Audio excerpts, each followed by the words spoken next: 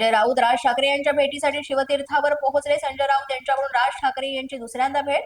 बाळा नांदगावकर, नितीन सरदेसाई हे देखील शिवतीर्थावर उपस्थित. राज ठाकरेंच्या हस्ते भांडूपमधील मनसेच्या नव्या शाखेचं उद्घाटन. महापालिका निवडणुकांच्या पार्श्वभूमीवर मनसेच्या शाखांचं लोकार्पण. तर मनपा निवडणुकीच्या पार्श्वभूमीवर राज ठाकरेंच्या पदाधिकाऱ्यांसोबत गाठीभेटी.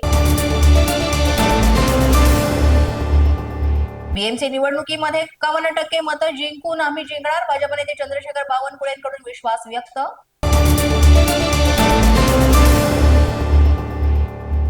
मुंबईतील विविध भागातील पदाधिकाऱ्यांसोबत उद्धव ठाकरे आज करणार चर्चा. मुंबई महापालिका निवडणुकीच्या पार्श्वभूमीवर उद्धव ठाकरे ही चर्चा करणार. दक्षिण मुंबई, मध्य मुंबईच्या पदाधिकाऱ्यांसोबत साधणार संवाद.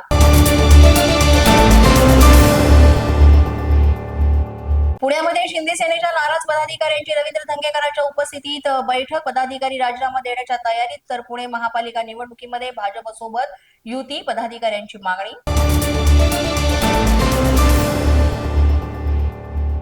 अजितदादा तटकरे यांची फडणवीसांसोबत काल रात्री तासभर बैठक. अनेक ठिकाणी अजितदादांची एनसीपी स्वतंत्र लढण्याच्या भूमिकेत. युती नाही तिथं स्थानिक पातळीवर पवारांसोबत युतीचे संकेत, सूत्रांची माहिती. भाजप नेते आशिष शेलार आणि अजित पवार यांच्या राष्ट्रवादीचे नेते सुनील तटकरेंमध्ये भेट. मुंबई महापालिका निवडणुकांबाबत चर्चा झाल्याची माहिती. मुंबईसह एमएमआर रिजन मध्ये निवडणुका कशा लढवायच्या या संदर्भात चर्चा.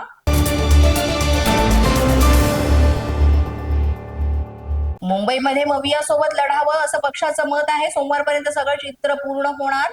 सुप्रिया सुळे यांची प्रतिक्रिया. तर स्थानिक नेते निवडणुकांसंदर्भात निर्णय घेतील, सुप्रिया सुळेंनी दिली माहिती.